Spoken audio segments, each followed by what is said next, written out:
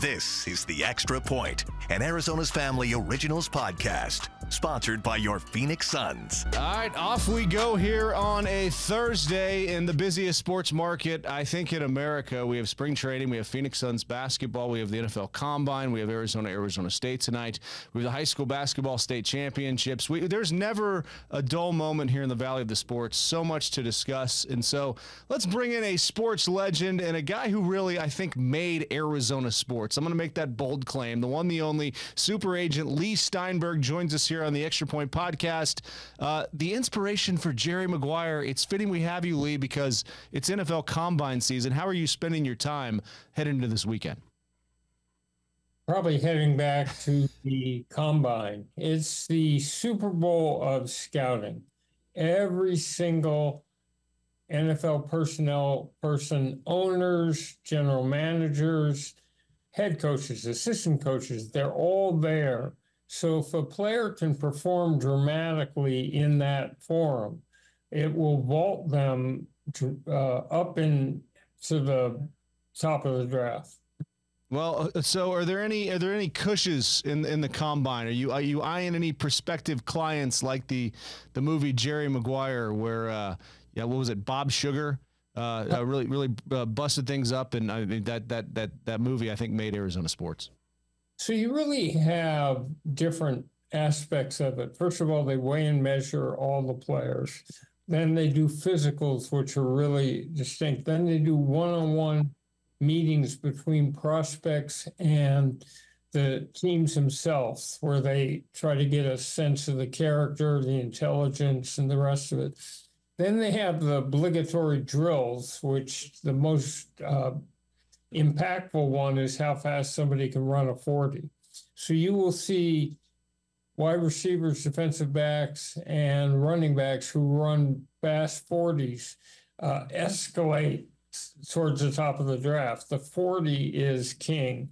And then bench press, how many times you can do 225, vertical leap, horizontal leap, and a 3-cone drop drill. And then they have the players work out at their position. So quarterbacks throw, wide receivers catch, a whole series of drills. So how much money can a player make, in your opinion, these days having a good combine? It can vault someone from the mid-rounds to the top of the draft. And at the top of the draft, the bonuses start at about $25 million. So it can mean that great upfront payment, and then every player signs a 4-year contract. Well, and you've seen how much the salary cap has exploded. I saw you posted about it on your Instagram, going up, what was it, $30 million? So how much has the money changed in the game, in the game of the NFL since you first started with, was it Steve Barkowski? Well, I started back in 1975, where woolly mammoths and saber were trans-navigating the earth. But when I began, each team, as its share of the national TV contract, got $2 million. Last year, they got $225 million. And you have brand new stadium, and you have fantasy sports. We now have gambling. So football is rolling in revenue. And remember that when you see a figure like 30 million, that's not how much extra dollars they have to spend. That's how many cap dollars. So 30 million against the cap can end up being 200 million in contracts. Does that change the way that you do business when it comes to a position, say like a running back versus a pass rusher versus a quarterback, the agent game, trying to pick which players to represent? Well, it's a quarterback. There have been weekends where I represented half the starting quarterbacks. And so you can see the impact of someone like Patrick Mahomes. So it's the quarterback, the left tackle that protects the quarterback against the rush. It's any defensive player that can put the quarterback on its back.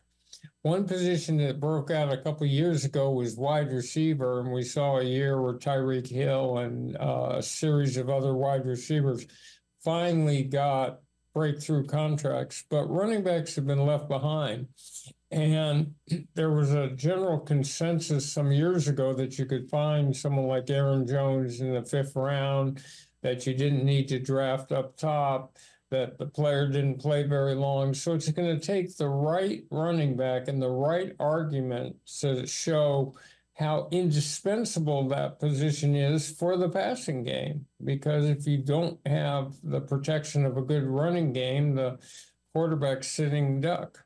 Well, and I see the Mahomes crunch behind you there on your desk, and I'm wondering, do those negotiations get more intense when it comes to a player's salary these days, or some of the endorsement deals? Well, the endorsement deals are all the players to explore. So that's like total free agency. The contract negotiations for a key player generally are pretty congenial, because you've got a team that has to have this player. So most star players are renegotiated before we ever get to the end of the contract. Well, and when it comes to Pat Mahomes, he of course is your star player right now. What did a win over the Niners in the Super Bowl do for his legacy long term? So quarterback greatness, Hall of Fame, is based on the ability to take a team to and win the Super Bowl. That's the ultimate judgment.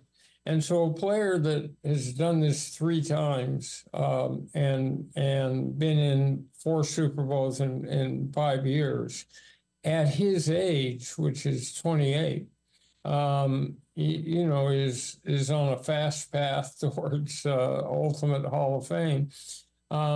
What happens with the Super Bowl winner is, because the audience was 130 million people, as opposed to maybe 10 to 20 million that watch a regional game, the game has an opportunity to propel a star who plays dramatically into the stratosphere, and he goes into a publicity star building machine that's morning talk shows, night talk shows, it's everything, and he becomes a household name. I remember there was Troy Aikman one time. We were driving back from his first win, and I said, "Do you know what just happened?" He said, "Oh yeah, we won the football game." I said, "No, Troy, you walked into the stadium and you were Troy Aikman, very good player. You walked out, you were Troy Aikman, superstar." And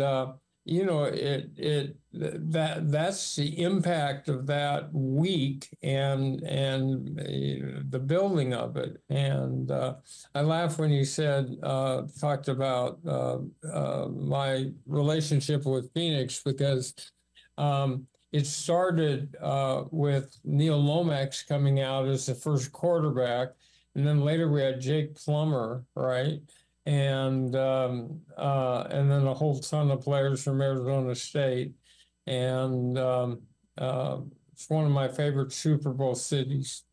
Well, it was. I mean, I think that you kind of put it on the map there with those guys and Jerry MaGuire. I remember Pat Mahomes playing a college game there and throwing for about 19 different touchdowns, but his defense couldn't stop anybody. What did you see out of him coming out of Texas Tech, playing with Cliff Kingsbury, that made you think, I have to be getting business with this guy? So Texas Tech had one of the worst defenses in college football, and they were giving up 50 points a game. So it put Mahomes under the pressure to try to score and throw for a touchdown on almost every drive, or they wouldn't keep up.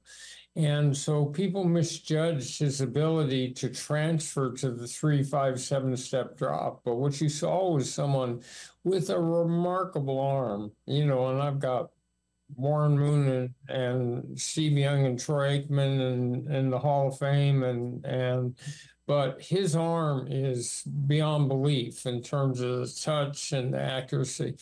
Then you have someone who's really bright, and he's sort of got an eidetic memory, so he can remember every play that he did and not repeat the mistakes.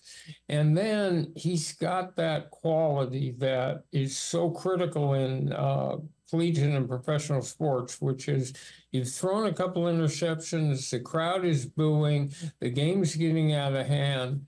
What does the player do then? Can he compartmentalize, adopt a quiet mind, and elevate his level of play in critical situations to take a team to and through victory on that last drive? Is there anybody in the draft that you're eyeing this year that might have similar qualities? Well, there are players who haven't made decisions yet, like Caleb Williams, but I think Caleb Williams is probably the talent of this year's draft. And again, in football, it's become critical to have that franchise quarterback, someone that you can win because of rather than with, someone you can build around for 10 to 12 years and who has that capacity to get to the fourth quarter and last drive. If you don't have that player, it's a long, long dry spell. Do you feel like we have that player here in Arizona with Kyler Murray? So I think that it's not completely clear. He's got some unique talents and his ability to scramble and run like a running back. And when he's on, he's really on. But he's got to stay healthy and stay healthy for a whole year. And then I would expect he'll mature and get better. When it comes to the draft this year, there's a lot of I think the Cardinals yesterday said he's our guy and kind of put to bed any sort of speculation what they would do. But you never know what somebody's saying this time of year in the messages in the media. How much subterfuge goes on when it comes to what a team's saying in the media leading up to the draft? So there's a total amnesty for truth-telling at this period of time. No team is really going to tell the public or other teams what their draft strategy is, so that whatever they say is suspect. And so if a general manager died and walked up to heaven and was talking to St. Peter, and St. Peter said, "What's the most egregious sin you committed on earth?" And they said, "Well, I misled people the week or two before the draft." St. Peter would say, "Come right in." St. Peter's got a team too. There's amnesty because nobody expects that the Arizona Cardinals are going to be totally open so every other team can outsmart them during the draft. They want to keep their strategy to themselves. I'm going to guess St. Peter's team is the Saints, but that's just a guess here. When it comes to the draft, Cardinal fans would love for 3 quarterbacks to go and then Marvin Harrison Jr. to be sitting there. Do you have a feel for if quarterback will be a premium and Marvin Harrison Jr. could still be sitting there for the Cardinals at 4? Yes, is my because if the quarterback is available, it tends to that position gets pushed up in the draft because it's so hard to find. So it wouldn't surprise me if pick 1, 2, and 3 are quarterbacks and Marvin Harrison is there. A magnificent player. It's just the importance of the quarterback position and the number of teams that will be looking this year, which will be a large number, will be looking to upgrade and replace. So So it all goes through the Chicago Bears. Do they keep their current quarterback or do they go for Caleb Williams? And if they don't want to do that, do they execute a trade with the team that wants to move up? And the whole first round is theirs. They have 2 picks at the very top, and so it'll run through the Bears. Either they'll draft the quarterback, or they'll trade their incumbent quarterback, or they'll use it to get multiple picks. When you've had as many great players as you've had and Hall of Fame players, do people seek after you, or do you still have to work the room at the combine and the draft to I guess get clients? So because we have a distinct profile, which is the athlete as role model, retracing their roots to the high school, collegiate, and professional community, setting up charitable and community programs, and emphasis on second career, parents tend to call. So I'll get the phone call from a prospective client, but that doesn't mean that they're necessarily hiring me. It's still competitive. They may be calling 4 different people. So I have a little bit of an advantage, but at the end of the day, each it's all about your listening skills. Can you get into the heart and mind of another human being and see the world the way they see it? Can you understand their deepest anxieties and fears and greatest hopes and dreams? Listening. How many clients do you think you'll take in the next couple of years here, and how long do you think you'll continue to do this? Well, I've discovered hyperbaric oxygen and stem cells and nanovi and red, blue, and white light and a couple of cognitive treatments that can actually bring back a impaired brain. So I feel like I'm just in the middle of life. But I probably would only take the very few clients that could make a difference in the draft or a difference. So you're looking for that unique player who's got multiple revenue streams from marketing and second career and all the rest of it. But I'm not slowing down. Well, with all the science, I mean, if I would have told you that when you were representing Troy Aikman, all the different things that you just mentioned that you were doing, it sounds like how much of that have you gotten from your clients about keeping the body healthy? So the truth of the matter is there has been a biomed revolution, and there are better ways to not only vault performance at critical moments, there's also better methods of rehab. So some of the modalities I talked about can heal a player quicker.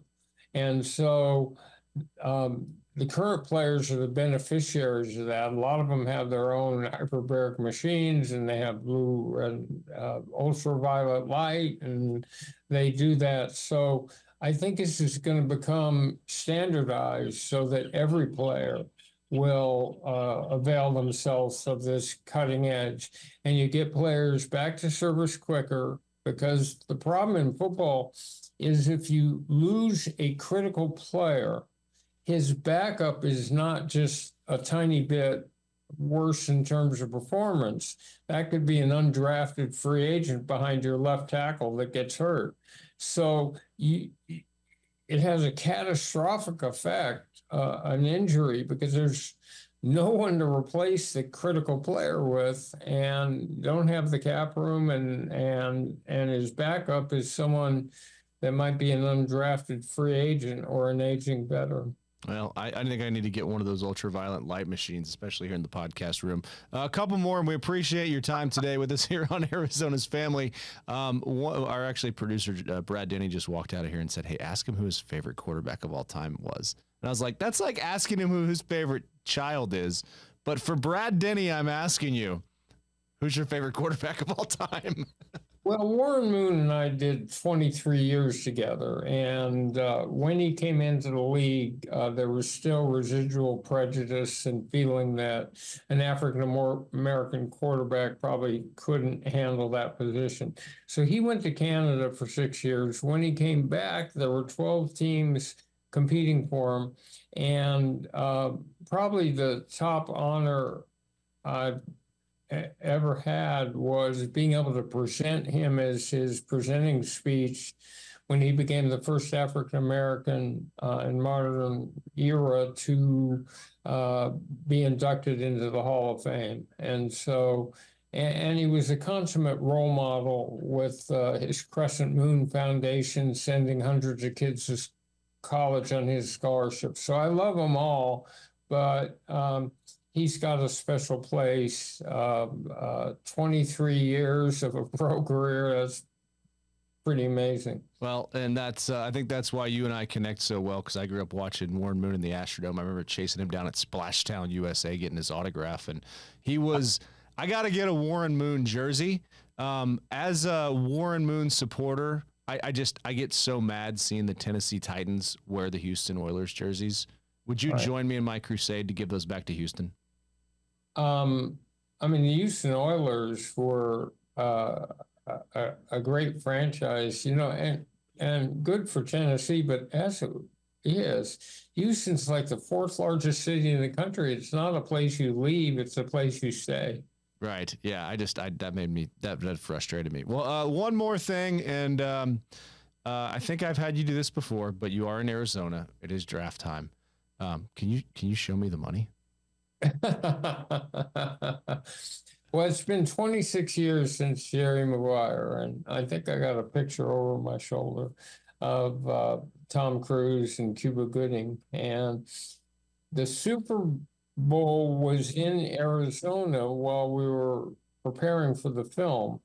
And I took Cuba Gooding Jr. down to the Arizona Super Bowl that year when Pittsburgh played Dallas. Yes. And we made him pretend he was a wide receiver all week. So he hung out with Amani Toomer and Desmond Howard, and we were out at a bar in Phoenix, and the director, Cameron Crowe, had told me, just make sure that when you're putting him in character, things don't get too out of hand. So we're out, and we hit the drinking hour, which was the goodbye, which was 1 o'clock, and all the athletes are laid out, you know, having had a lot of adult beverages, and Cuba's up there tap dancing on the bar. So I said, Cameron, just make sure he doesn't pollute my players. How many times during the course of a month do you get to show me the money? Every time I'm at a restaurant or go into an airport, someone will run up and they either want me to say the 4 words or they'll say it to me that start with, show me the money. Good. You're still my agent. Well, thanks. I did not know I was going to be your agent through the course of this podcast, but I'd be happy to. Very grateful for your time and your wisdom. I love your Wednesday wisdom on Instagram, and glad to see you still getting after it here, offering a perspective. Good luck at the Combine. Thank you very much. The Extra Point Podcast is a production of 3TV, CBS 5, and azfamily.com in Phoenix, Arizona.